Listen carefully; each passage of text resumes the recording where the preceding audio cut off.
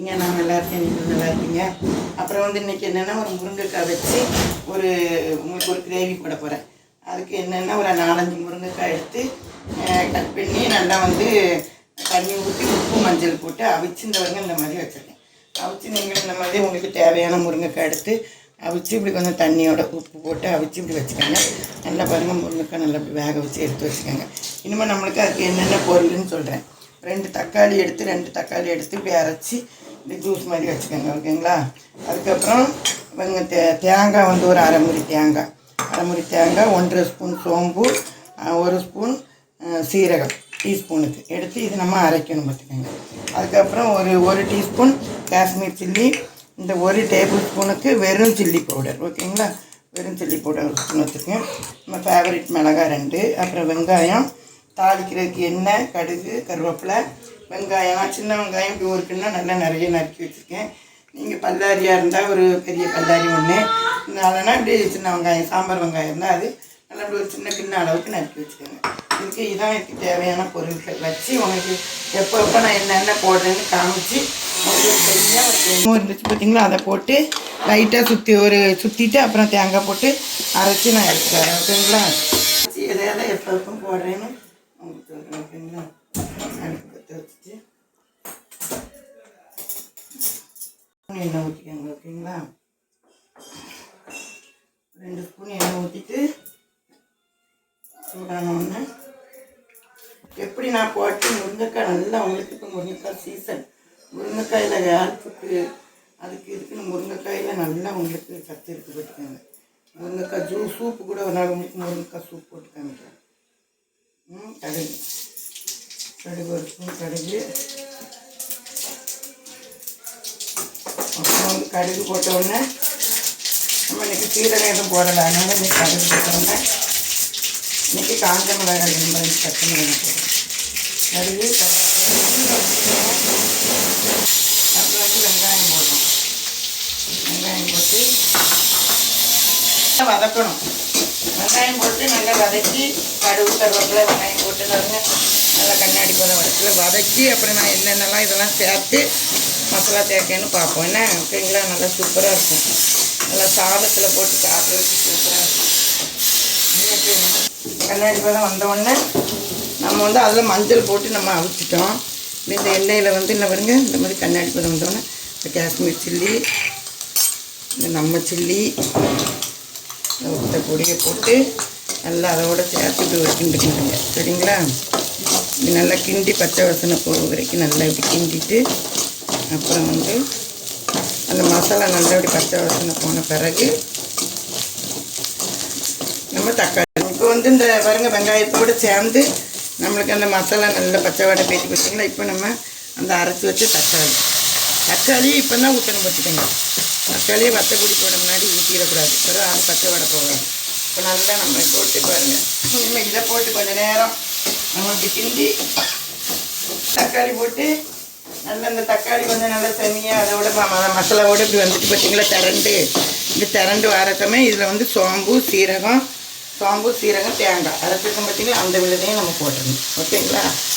அந்த விழுதையும் போட்டு அதையும் இந்த மசாலாவோடு போட்டு இந்த வெள்ளையும் போட்டு இந்த மசாலாவோடு போட்டு நல்லா இந்த மாதிரி மிக்ஸ் பண்ணணும். நல்லா மிக்ஸ் பண்ணி கொஞ்சம் நேரம் மிக்ஸ் பண்ணுவோம். நல்லா போட்டு கிண்டுவோம். இது என்ன புரியுங்களா? அப்போ தூக்கி இதை தூக்கி ஊற்றணும். அதையும் போட்டு நம்ம அந்த அரைச்சி வச்சு சோம்பு சீரகம் வெங்காயம் அதை வச்சு தேங்காய் சீரகம் வெங்காயம் இந்த 3ஐயும் அரைச்சோம் பார்த்தீங்களா? அதையும் இந்த தக்காளியை போட்டு பிரிஞ்ச உடனே இதையும் போட்டு நல்லா இப்படி வந்து நல்லா இந்த மாதிரி மசாலா மாதிரி கிண்டி எடுத்துடணும் பார்த்துக்கோங்க. அப்போ நம்மளுக்கு அந்த மசாலா வாடைங்கிறதே இருக்காது. நம்ம இதை கிண்டிட்டு இந்த அரைச்சி வச்சுருக்கோம் பாருங்க, இதோட தூக்கி நம்ம அப்படி ஊற்றிடணும். முருங்கைக்காய் தண்ணி அதை ஊற்றி இங்கே பாருங்கள் ஊற்றி முருங்கைக்காய் இருந்துச்சுன்னா அந்த மாதிரி பண்ணி பாருங்கள். நீங்கள் இப்படி ஊற்றி நல்லா இப்படி அந்த தண்ணி அவிச்ச தண்ணியோடு ஊற்றணும் பார்த்தீங்களா? ஊற்றிட்டு திரும்ப அந்த மிக்ஸி கழுவின தண்ணி இருந்துச்சு பார்த்தீங்களா? அதையும் கொஞ்சம் சேர்த்துருவோம். ஓகேங்களா? சேர்த்துட்டு நம்ம உப்பு போட்டு அவிய வச்சுருக்கோம். இது உங்களுக்கு செமியாக தான் இருக்கும், குழம்பு மாதிரி இருக்குது. ஓகேங்களா? புளிப்புக்கு தக்காளி தான். உப்பு நல்லா இந்த மாதிரி வச்சு பார்த்து பெரட்டி முருங்கைக்காயெல்லாம் அவிஞ்சிட்டு நம்ம லைட்டாக ஒரு சிம்மில் போட்டு ஒரு கொதி வச்சு நம்ம இறக்கணும். உப்பு பார்ப்போமா? இப்போ உப்பு பார்த்துட்டு இது தண்ணி இதுக்கு வந்து கொஞ்சோட தண்ணி ஊற்றணும். கொஞ்சம் கொதிச்சு வருது தண்ணி ஊற்றிக்கணும். ஓகேங்களா? நான் அடுத்த தண்ணி ஊற்றிருக்கேன். இந்த அளவு தண்ணி இருந்தால் போதும். இது ஒரு கொதித்து நம்மளுக்கு சிம்மில் கிடந்து வந்துடணுங்க. இந்த அளவுக்கு தண்ணி இருந்தால் போதும். உப்பு மட்டும் பார்க்கணும். நம்ம முருங்கைக்காயில் உப்பு போட்டுன்னு பார்த்தீங்களா? உப்பு பார்த்துட்டு மூடி வச்சு உங்களுக்கு இந்த அளவுக்கு தண்ணி ஊற்றி உப்பு பார்த்து உப்பு கொஞ்சம் பார்த்தேன் பார்த்துக்கோங்க. உப்பு கொஞ்சம் கம்மியாக இருக்குது. கொஞ்சம் லைட்டாக நான் உப்பு போடணும். இன்னும் இவ்வளோ உப்பு போடணும். உப்பு கொஞ்சம் கம்மியாக இருந்துச்சு. உப்பு போட்டுட்டு இந்த 2 இதை வந்து பாருங்கள் 2 அப்படி உடச்சிக்கணும். அப்படி போட்டு நல்லா கிண்டி கொதிக்க வச்சு ஒரு கொதித்து சிம்மில் போட்டு இறக்கிட்டோன்னா உங்களுக்கு அந்த பச்சை வாசலாம் போய் அங்கேயும் வதக்கி வரோம் பார்த்தீங்களா? நல்லா சூப்பராக வந்துடும். ஓகே, இது மாதிரி மூடி வைக்கணும். மூடி வச்சிடணும். பாருங்கள் நல்லா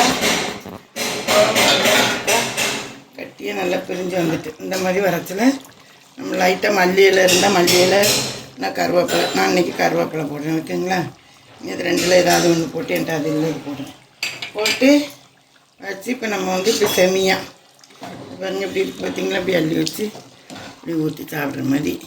இது எல்லாத்துக்கும் சாதத்துக்கு ஊற்றி சாப்பிட்லாம், தயிர் சாதம் வச்சு சாப்பிட்லாம், சும்மா சாதம் வச்சு சாப்பிட்லாம். எல்லாமே அடுப்பை வந்து நம்ம அணைச்சிருவோம். ஓகேங்களா? அணைச்சிருவோம்.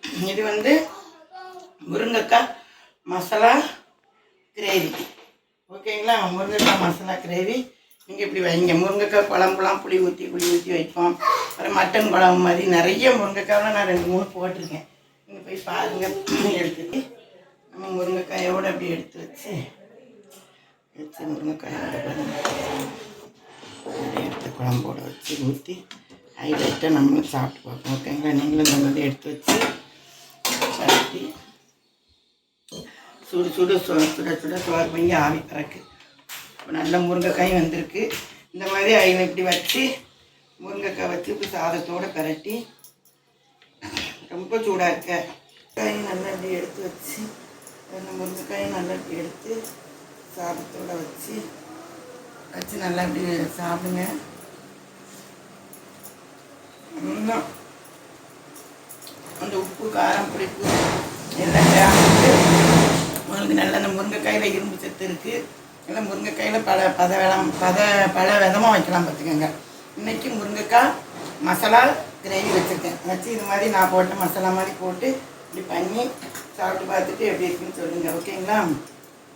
வச்சு முருங்கைக்காய் இப்போ சீசன் நிறையா இருக்குது. வாங்கி பண்ணி பார்த்துட்டு கமெண்ட் பாக்ஸில் சொல்லுங்கள். முருங்கைக்காய் மசாலா கிரேவி இதே மாதிரி வைங்க. நான் போட்ட மசாலா மாதிரி போட்டு வச்சு எப்படி இருக்குன்னு கமெண்ட் பாக்ஸில் சொல்லுங்கள். அதே மாதிரி என் சேனலுக்கு ஷேர் பண்ணுங்கள், லைக் பண்ணுங்கள், சப்ஸ்கிரைப் பண்ணுங்கள். Okay, thank you, by.